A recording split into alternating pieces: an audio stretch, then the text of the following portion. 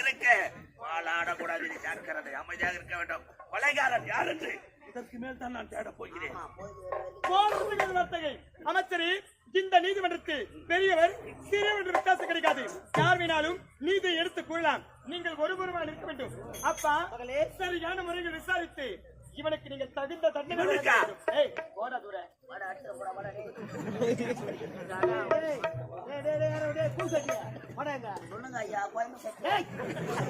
பார்ப்பது போய் பாதால் கேட்பது போய் தீர விசாரித்து கொலைகாரர்களை கண்டுபிடித்து தக்க தண்டனை கொடுக்க வேண்டும். மன்னா, கொலை செய்த கொலைகாரனை கண்டுபிடித்து எனக்கு தூக்கு தண்டனை பண்ணப்பா.